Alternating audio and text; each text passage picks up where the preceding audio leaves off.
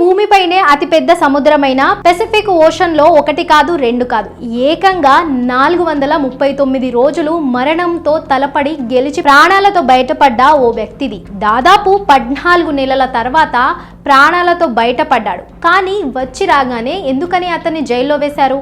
ఈ వీడియోలో తెలుసుకుందాం. ఎక్కడ స్కిప్ చేయకుండా చూడండి, వీడియో చాలా ఇంట్రెస్టింగ్ గా ఉండబోతుంది. Let's get start our video. Pacific ocean పేరు వింటేనే అందరికీ చెమటలు పడుతుంటాయి. పసిఫిక్ మహాసముద్రం మనం ఊహించిన దానికంటే చాలా పెద్దది. ఈ భూమి మీద దాదాపు 5 మహాసముద్రాలు ఉన్నాయి. ఈ 5 ఓషన్స్ లలో పసిఫిక్ మహాసముద్రమే అతి పెద్దది. ఈ పసిఫిక్ ఓషన్ ఒకటి దాదాపు 165 మిలియన్ స్క్వేర్ కిలోమీటర్ల విస్తీర్ణం కలిగి ఉంది. మీరు ఆశ్చర్యపోయే విషయం ఏంటో తెలుసా? ఈ ప్రపంచంలో ఉన్న మొత్తం భూమి కంటే అన్ని దేశాలను కలిపి కేవలం 148 బిలియన్ స్క్వేర్ కిలోమీటర్లే ఉంది. అంటే మిగతా 4 ఓషన్స్ లు పక్కన పెట్టినా కూడా కేవలం పెసిఫిక్ ఓషన్ ఈ భూమిపై ఉన్న మొత్తం ల్యాండ్ కంటే కూడా చాలా పెద్దది. దీన్ని బట్టి పెసిఫిక్ ఓషన్ ఎంత పెద్దదో అర్థం చేసుకోవచ్చు. ఈ పెసిఫిక్ ఓషన్ లో ఐలాండ్స్ చాలానే ఉన్నాయి. కానీ మీరు మ్యాప్ లో చూస్తే ఈ ఐలాండ్ చిన్న చిన్న డాట్స్ లా కనిపిస్తూ ఉంటాయి. మరి ఈ దీవుల్లో చాలా వాటిలోకి ఇంతవరకు మనుషులు అడిగే పెట్టలేదు. అంటే నేరుగా చెప్పాలంటే ఎవరైనా ఈ పెసిఫిక్ ఓషన్ లో తప్పిపోతే గనుక వాళ్ళు దొరకడం దాదాపు అసాధ్యం.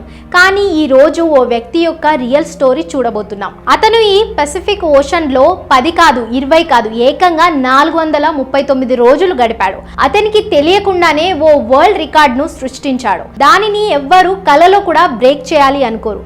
సముద్రంలో ఒంటరిగా ఎక్కువ రోజులు గడిపిన వ్యక్తిగా గిన్నిస్ వరల్డ్ రికార్డ్స్ లోకి ఎక్కిన జోస్ సెల్విడార్ అల్వరింగా. ఇతను కేవలం 7 అడుగులు ఉన్న తన బోట్ లో ఏకంగా 439 రోజులు పసిఫిక్ మహాసముద్రంలో గడిపాడు. ఇక్కడ అతిపెద్ద ప్రశ్న ఏంటంటే ఇతను దాదాపు 14 నెలలు ఆ నిర్మానుష్యమైన సముద్రంలో ఎలా బ్రతికాడు? ఈ ప్రశ్నకు సమాధానం తెలుసుకునే ముందు అసలు ఈ వ్యక్తి పసిఫిక్ మహాసముద్రంలోకి ఎందుకు వెళ్ళాడో తెలుసుకుందాం. అది 2012 మెక్సికోలోని కోస్టాల్ అనే చిన్న ఊర్లో జోస్ సెల్విడార్ అనే వ్యక్తి నివసిస్తూ ఉండేవారు. జోస్ ఆ సమయంలో 36 ఏళ్ల వాడు మరియు మంచి అనుభవం ఉన్న ఫిషర్ మ్యాన్ లేదా మత్స్యకారుడు కూడా. 2012 నవంబర్ 17 ఆ రోజు జోస్ తన స్నేహితులతో పాటు చేపలు పట్టడానికి తన చిన్న పడవలో బయలుదేరాడు. వాళ్ళు కేవలం 30 గంటల్లో పని ముగించుకొని తిరిగి రావాలని ప్లాన్ చేసుకున్నారు. దానివల్ల ఆ బోట్లో ఎక్కువ సామాన్లు కూడా పెట్టుకోలేదు.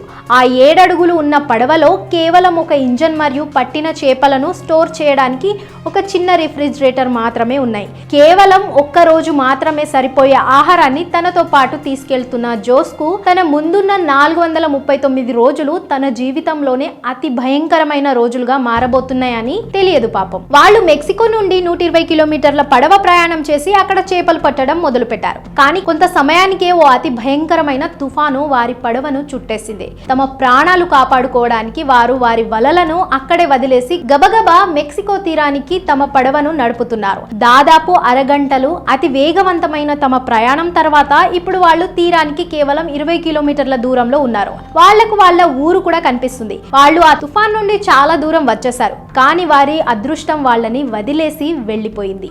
20 కిలోమీటర్ల దూరంలో ఉన్నప్పుడు వాళ్ళ ఇంజన్ పాడైపోయింది. వారి దగ్గర పడవను ముందుకు నడపడానికి దెడ్డు కూడా లేదు. కానీ వారి దగ్గర ఓ రేడియో మాత్రం ఉంది. దాని సహాయంతో వారు వారి లొకేషన్ ను తమ బాస్ కు షేర్ చేశారు. అతని జవాబు కోసం ఎదురు చూడసాగారు. కానీ దాని తర్వాత జరిగింది ఏ మత్స్యకారుడు కూడా తమ జీవితంలో కలలో కూడా ఊహించుకోలేరు. వారు తమ బాస్ యొక్క రిప్లై కోసం ఎదురు చూస్తూ ఉండగా ఆ రేడియోలో బ్యాటరీ కూడా అయిపోయింది. ప్రపంచంతో ఈ ఇద్దరు మత్స్యకారుల కాంటాక్ట్ తెగిపోయింది. వారిద్దరూ ఈ షాక్ లో ఉండగానే అనుకోని సంఘటన చోటు చేసుకుంది. బలమైన గాలులు వాళ్లను మళ్లీ సముద్రంలోకి నెట్టడం మొదలు పెట్టాయి. వాళ్లకు కనిపించిన తీరం మెల్లిమెల్లిగా కనుమరుగైపోయింది. వారి బాస్ వాళ్లను వెతకడానికి ఓ టీం ని నియమించాడు. కానీ అప్పటికే ఆలస్యం అయిపోయింది. రోజులు గడుస్తున్న కొద్దీ జోస్ మరియు అతని స్నేహితుడు బ్రతకడం మరింత కష్టంగా మారింది. దాదాపు 5 రోజులు గడిచాయి. ఆ గాలులు వారిని 400 కిలోమీటర్ల దూరం తోసేశాయి. ఇప్పుడు వారికి ఎటువైపు చూసినా నీరు తప్ప మరేమీ కనిపించట్లేదు. ఆ బోటు చాలా చిన్నది కావడం మూలంగా వారిని వెతికే వారికి కూడా అది కనిపించకపోవచ్చు. వారి దగ్గర ఫ్లేర్ గన్ కానీ నిప్పుతో పొగ చేసి వేరే ఓడలను అట్రాక్ట్ చేసే ఎటువంటి పరికరాలు కానీ లేవు. ఇప్పుడు వారికి మెల్లిమెల్లిగా వారి చావు ఎంతో దూరంలో లేదని అర్థమైంది. వారు తెచ్చుకున్న ఆహారం ఎప్పుడో అయిపోయింది. ఇప్పుడు వారు మనుగడ కోసం వారి బోటుపై వచ్చి వారి పక్షులను చంపి అలాగే పచ్చి మాంసాన్ని తినడం మొదలుపెట్టారు. పక్షులు రాని రోజు చేపలను పట్టి అలాగే తినేసేవారు. సముద్రపు నీరు తాగితే మనిషి చనిపోతాడు కాబట్టి వారు సముద్రంలో దొరికిన వాటర్ బాటిల్స్ లో వర్షపు నీటిని పట్టుకొని తాగేవారు. రోజుల వరకు వర్షం కురవకపోతే వారు తాబేలు మరియు చేపలను చంపి వాటి రక్తాన్ని తాగుతూ తమ దాహాన్ని తీర్చుకునేవారు. రోజులు నెలలుగా మారాయి. వారి మెంటల్ టార్చర్ ఎలా ఉంటుందో మనం కనీసం ఊహించలేం. జోష్ స్నేహితుడు ఆ టార్చర్ భరించలేక 4 నెలల తర్వాత సముద్రంలో దూకేసి ఆత్మహత్య చేసుకున్నాడు. ఇప్పుడు ఈ చిన్న పడవలో మాట్లాడడానికి కూడా జోస్తో ఎవరు లేరు. తాను కూడా చనిపోతే బాగుండు అని ఆలోచనలు ఎన్నోసార్లు జోస్కు వచ్చే ఉంటుంది. కానీ అతను పోరాడాలని నిర్ణయించుకున్నాడు మరియు ఆ భయంకరమైన నిర్మానుష్య సముద్రంలో ఒక్కడే ఒంటరిగా జీవితాన్ని ఈడ్చుకొస్తున్నాడు. ఇప్పుడు జోస్ ఉన్న ప్రాంతాన్ని మ్యాప్ లో చూస్తే ఇది ఈ ప్రపంచంలోని నిర్మానుష్యమైన నిశ్శబ్ద ప్రాంతం. ఇక్కడ పెద్ద పెద్ద కార్గో షిప్స్ కూడా చాలా అరుదుగా ప్రయాణిస్తూ ఉంటాయి. మెక్సికో నుంచి వచ్చి ఇప్పటికే దాదాపు 6 నెలలు గడిచాయి.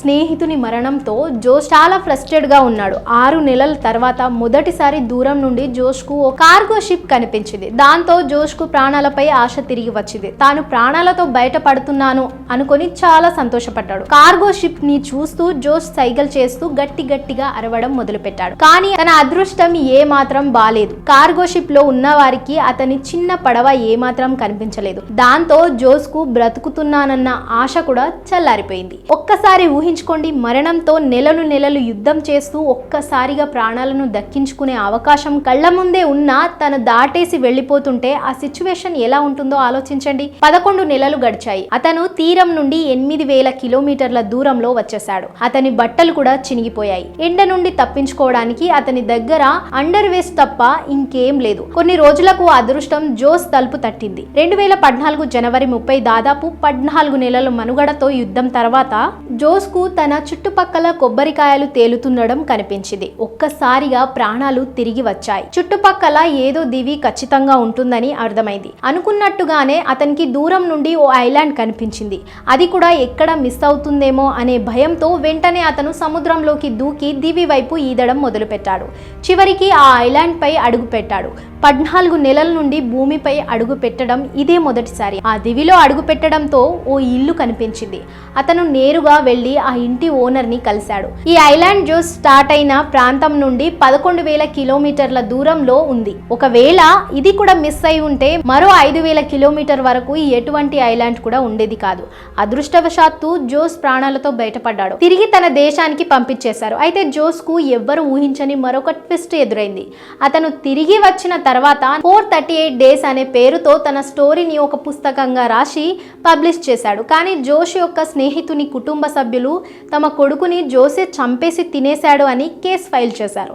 దాంతో సముద్రం నుండి వచ్చిన కొన్ని రోజులకే జోస్ జైల్లోకి వెళ్లాల్సి వచ్చింది. కొన్ని ఏళ్లు కోర్టులో పోరాడిన తర్వాత జోస్ నిర్దోషిగా బయటికి వచ్చాడు. జీవితం అందరికీ ఒకేలాగా ఉండదు. సాధారణంగా మన చుట్టుపక్కల నివసించే జీవితాలలో కూడా ఎన్నో భయంకరమైన విషాదకరమైన స్టోరీలు ఎన్నో ఉంటాయి. కాబట్టి మనకు మంచి లైఫ్ దొరికిందంటే అందుకు దేవుడికి ఖచ్చితంగా కృతజ్ఞతలు చెప్పాలి. ఇలాంటి మరెన్నో గొప్ప ఇంట్రెస్టింగ్ వీడియోస్ లేదా ఇన్ఫర్మేషన్ వీడియోస్ చూడడానికి ఇప్పుడే మా యూట్యూబ్ ఛానల్ని సబ్స్క్రైబ్ చేసుకోండి. నచ్చితే లైక్ చేయండి. ఈ స్టోరీ ఎలా ఉందో కింద కామెంట్ చేయండి.